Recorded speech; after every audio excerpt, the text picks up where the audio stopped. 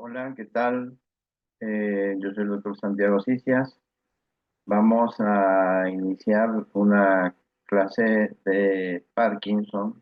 En realidad es un coloquio en el cual vamos a tratar de abordar el Parkinson o los síndromes, la enfermedad de Parkinson y los síndromes parkinsonianos desde el punto de vista clínico. ¿Qué implica esto? En realidad nos vamos a detener fundamentalmente en ver cómo hacemos desde el punto de vista de la medicina, de la atención primaria o de la medicina, digamos, desde el punto de vista clínico, sin ser neurólogo, para tratar de diagnosticar o tener el diagnóstico de un síndrome parkinsoniano o una enfermedad de Parkinson, y de esa manera poder derivarlo adecuadamente o tratarlo adecuadamente, depende de la situación donde estemos. Para empezar, vamos un poco a hablar de eh, algunas generalidades en el cual vamos a ver que nos vamos a encontrar en la vida cotidiana con un montón de pacientes que tienen, digamos, Parkinson o síndrome de Parkinson, ya que es la segunda enfermedad neurodegenerativa más frecuente después del Alzheimer. La prevalencia está alrededor de 300, de 100 a 300 cada 100.000 habitantes. Se da más en hombres de 65 años y algunos consideran de que uno cada 100 personas de más de 60 años va a tener enfermedad de Parkinson. Me voy a referir fundamentalmente al principio de la enfermedad de Parkinson, que es una enfermedad de progresión lenta, incapacitante, que puede ser enlentecida con los tratamientos, pero no detenida. Eso ya lo vamos a ver después. ¿Cuáles son los dos hallazgos patológicos o neuropatológicos mayores? Fundamentalmente la pérdida progresiva de neuronas dopaminérgicas en la sustancia negra y un depósito intracelular de cuerpos de Lewis. Acuérdense que los cuerpos de Lewis no son solamente del Parkinson, sino que pueden aparecer en otro tipo, digamos, de enfermedades. Ahora vamos a ver la parte más importante, cuáles son las manifestaciones clínicas que nosotros vamos a tener. Fundamentalmente el Parkinson da manifestaciones de tipo motor. ¿Y dónde lo vamos a sospechar? Básicamente lo más importante es, primero, que puede aparecer un temblor en reposo. Ese temblor en reposo suele ser un signo de inicio frecuente o más frecuente, asimétrico y en miembros superiores. Eso es lo que uno va a ver, digamos, que el paciente en reposo puede estar, cuando vieron semiología, el signo del cuentamonedas, ¿no es cierto? Que es un temblor que es de reposo, que cuando el paciente va a realizar un movimiento, ¿no es cierto? El temblor tiende a desaparecer.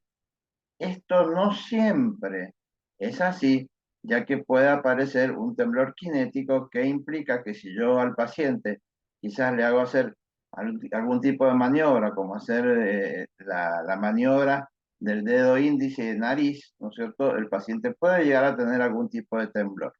Es un temblor relativamente grueso que solo va a diferenciar de los temblores finos, por ejemplo, de los temblores esenciales o de los temblores de tipo simpático, y es bastante característico. Yo creo que una de las cosas que me llama la atención cuando uno ve en el examen físico al paciente.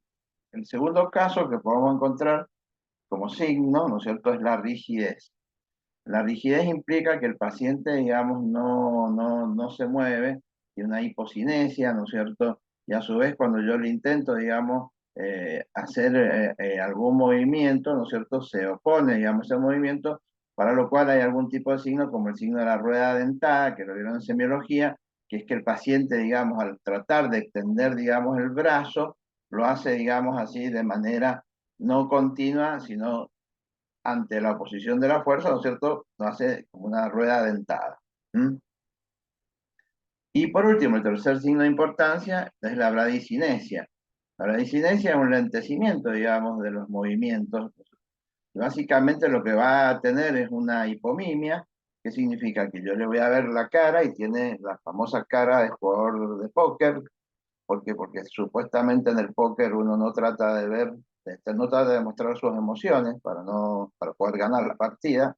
Está, digamos, también una hipofonía, que significa que el paciente tiende, digamos, a hablar lentamente y con un tono de voz disminuida. La micrografía, que es que cuando uno hace que el paciente escriba, ¿no es cierto?, lo hace con una letra chica.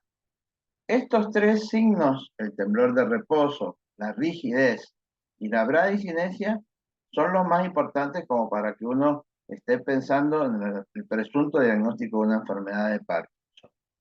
Por último, también puede tener trastornos posturales, ¿no es cierto? El paciente tiende, digamos, a tener o sea, una marcha que tiende a ser a pasos cortos, tendiéndose a irse hacia adelante, y también, ¿no es cierto?, no puede sostener la postura de manera, digamos, adecuada.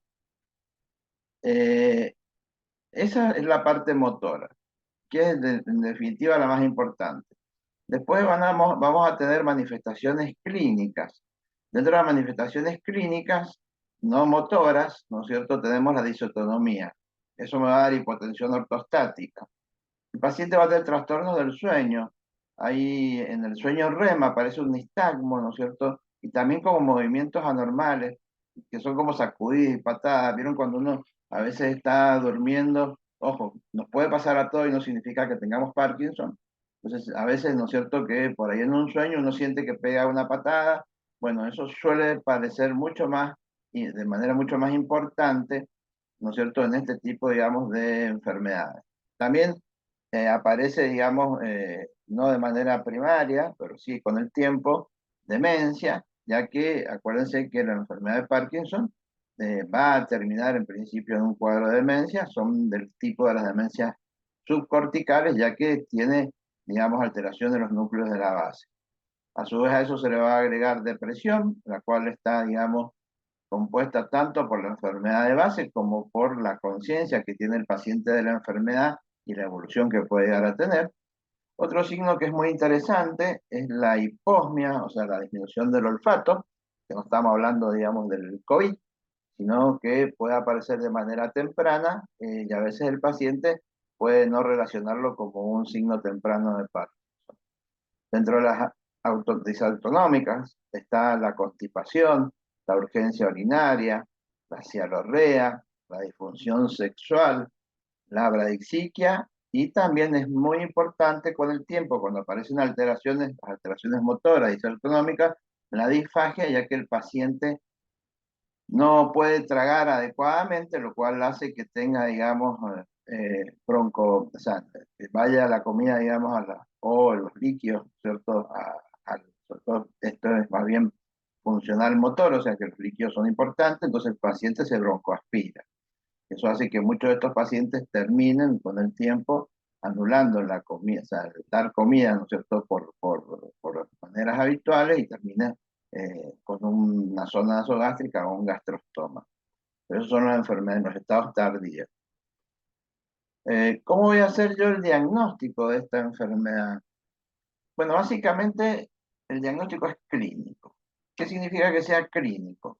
Que realmente yo me tengo la triada más importante es el temblor, la rigidez, como les dije, digamos, en un principio, y la bradicinesia. Y por último, los trastornos posturales, que como les dije, son más tardíos. Ya vamos a ver qué otra ayuda que vamos a tener puntualmente ante la sospecha que el paciente puede tener una enfermedad de Parkinson, que uno de los tratamientos, o el gol estándar del tratamiento, como ya se lo voy a referir, es la respuesta que tiene a la levodopa.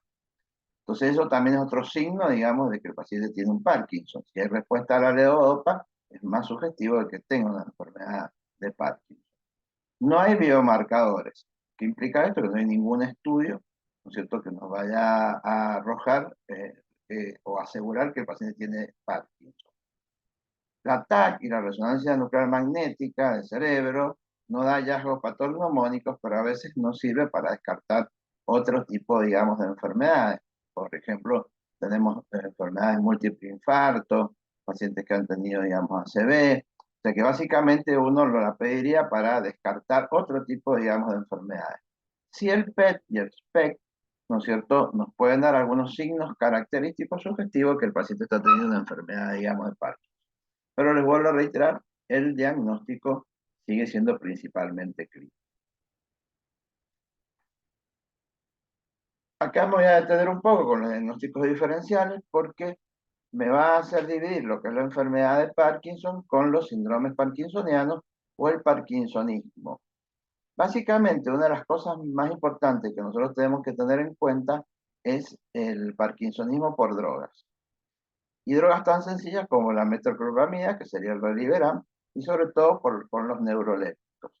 Entonces, muchos pacientes que ustedes van a ver desde el punto de vista psiquiátrico, que están tratados, ¿no es cierto?, con antipsicóticos, ¿no es cierto?, muchos de ellos como efectos secundarios dan parkinsonismo. Ese parkinsonismo no va a ser tanto referido al temblor, sino más que todo a la rigidez y a la bradicinesia. Entonces, ante cualquier paciente que tenga, digamos, rigidez y bradicinesia, una de las primeras cosas que tengo que fijarme es qué está tomando, ¿no es cierto? Que por ahí es secundaria a la medicación. Y suspendiendo la medicación mejora, si es que es posible, por supuesto, mejora, digamos, el parkinsonismo que el paciente puede llegar a tener.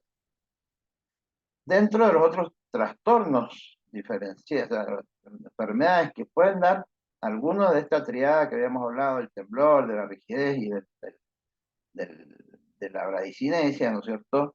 Está en un grupo de parkinsonismos atípicos o lo que se llama en Norteamérica Parkinson Plus Syndrome, o sea, síndromes plus del tipo parkinsonismo.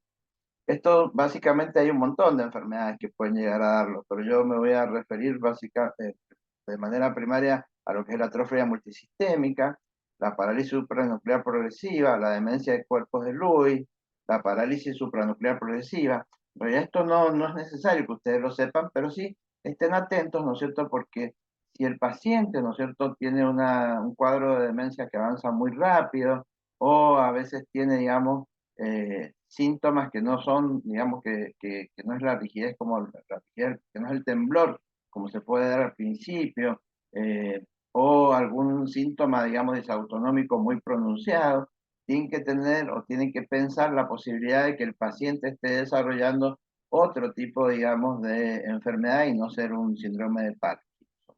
¿Mm? Así, de manera sencilla, vamos a tratar de ver un poco el tratamiento. ¿Por qué vamos a ver el tratamiento? Eh, en realidad lo vamos a ver porque muchos de los signos o síntomas que el paciente puede tener a veces están dados por el tratamiento. Y me voy a detener, como le dije yo, el gol estándar, ¿no es cierto? Básicamente es la levodopa y carbidopa. Y ahí la carbidopa lo que hace es que se inhiba, digamos, la degradación de la levodopa y le da un aumento en la vida media. Y lo que vamos a ver, ¿no es cierto?, puntualmente es que puede tener efectos secundarios como disquinesias y alucinaciones, por mencionar algunos. ¿Qué es lo que va pasando? A través del tiempo, la acción de la levodopa se va haciendo cada vez más corta en el tiempo. Entonces el paciente necesita aumentar la cantidad, más que la cantidad y la dosis, necesita aumentar el tiempo porque se va cortando el tiempo de acción que va teniendo. Llega un momento que los periodos del periodo de acción que puede llegar a tener la levodopa puede llegar a dar solamente ser de 2 horas, ¿no es cierto? Y ahí aparece lo que se llaman fenómenos en on y en off. ¿Qué significa on? Es el tiempo que el paciente tomando la medicación no tiene temblor, no tiene tanta rigidez y no tiene tanta bradicinesia. Y en off es cuando aparece, digamos, todos estos síntomas. Entonces el paciente a veces necesita tomar, ¿no es cierto?, la medicación muy seguido y a su vez empiezan a aparecer, ¿no es cierto?, estas disquinesias que son cada vez más pronunciadas. Entonces el paciente hace movimientos anormales, muy bruscos, ¿no es cierto? A veces tienen alucinaciones porque la dosis por ahí, para que actúe y tenga el efecto de no, ni no, no, puede ser muy alta. Y eso hace, digamos, que llegado, digamos, las etapas finales, digamos, de la enfermedad, sea realmente un problema del tratamiento. También a eso se le suman los MAO-B o inhibidores de la MAO-B, que es la racigilina y la cegilina y la ceglegilina, que en definitiva también, por ahí tanto la levodopa como estos inhibidores de la MAO-B, en realidad algunos estudios hablan de que puede demorar la progresión de la enfermedad, ¿no? Es discutido. ¿Mm? Les nombro, por así decirlo, los agonistas dopaminérgicos, como el pramipexol, el ropirinol, la mantaína, que es un antigripal, ¿no es cierto?, que potencia la respuesta dopaminérgica, y finalmente la estimulación profunda cerebral, que es a través de electrodos, ¿no es cierto?, eh, que de eso van a escuchar hablar muy bien al doctor Kremaski, ¿no es cierto?, que es el titular de la cátedra de neurología, porque se especializa en eso, y realmente, digamos, bueno, es una de las formas que yo tengo en tratar de mejorar la sintomatología, digamos, del paciente. A su vez, esto es para la parte motora. Ya para la parte de los síntomas no motores, yo tengo que ver, ¿no es cierto?, qué tipo de síntomas, que básicamente son dos grandes grupos, los autonómicos y los neurocognitivos o psiquiátricos. En realidad cada uno va a tener, digamos, su tratamiento. O sea, si tiene disfunción eréctil, le daré un sildenafil, el Viagra. Veo cómo trata la constipación. Si está con somnolencia, le doy un modafinilo que me activa un poco más. Si está demente, ¿no es cierto? Si tiene una demencia, le puedo dar algún donepezilo o rivastigmina. Para la depresión puedo usar sobre todo los inhibidores de la enzima de la serotonina, la reconversión de serotonina, y también puedo darle antidepresivos tricíclicos. Y en las alucinaciones, que es más complicado, porque los pacientes que tienen alucinaciones, muchos de los remedios antipsicóticos, como les he dicho yo de manera primaria, ¿no es cierto?, pueden dar aumento de los síntomas motores. Entonces, por ahí, la pimavanserin, ¿no es cierto?, es uno de los remedios que está aprobado por la FDA para este tipo de cosas, y también se sugiere el uso de la quetiapina, que no daría tanto sintomatología del punto de vista motor. ¿Cuál es el pronóstico, no es cierto? Bueno, el paciente liberado al azar, ¿no es cierto?, va a tener una severa disabilidad o muerte sin tratamiento, un 25% a los 5 años, un 65% a los 10 años y un 89% a los 15 años. Con la aparición de la levodopa se mejoraron estas estadísticas, disminuyendo la enfermedad a un 50, la mortalidad a un 50%. Todas las medicaciones de las cuales hemos hablado mejoran los síntomas, pero no hay evidencia clara de que retrase la evolución de la enfermedad. Es importante determinar a veces que la aparición temprana de la rigidez, de la bradicinesia, así como también del deterioro cognitivo temprano, son signos de mal pronóstico. Para terminar, ¿no es cierto?, vuelvo a recalcar, hay cosas que un poco no las he dicho para no complicarles, digamos, un poco la vida, como por ejemplo, digamos, en cuanto a la parte etiológica, porque se discute, digamos, mucho, ¿no es cierto? Ahí está un 10% que está, digamos, basado con un antecedente desde el punto de vista genético. El otro 90% en realidad no hay, digamos, algo que se sepa bien. Se habla, digamos, de insecticidas, de pesticidas, ¿no es cierto? Hay trabajos, ¿no es cierto?, que indican que el uso, digamos, o el tomar café puede disminuirlo. También se ha visto que hay un aumento de incidencia, por ejemplo, en la diabetes, o también en pacientes que tienen melanomas, ¿no es cierto? A su vez también existe una relación entre el Parkinson y la osteoporosis, o sea que esa es una cosa que también tenemos que tener en cuenta, que todo paciente que inicia, digamos, una enfermedad de Parkinson debe ser estudiado en su osteoporosis y tratado como tal. Eh, a recalcarles finalmente que en realidad lo más importante de todo es que ustedes sepan detectar o sospechar la presencia de un síndrome de Parkinson, y que el diagnóstico es exclusivamente clínico, como les dije, digamos, al principio. Y si nos vamos, digamos, al diagnóstico, como se dije al principio, la triada básica va a estar dado en el temblor, que como les repetí, digamos, suele ser un temblor de reposo, la rigidez y la bradicinesia. Bueno, espero que con este coloquio, que ha sido corto, pero espero que haya sido productivo, tengan ustedes las bases como para poder llegar, digamos, a hacer un diagnóstico o una presunción diagnóstica adecuada. Muchas gracias y hasta luego.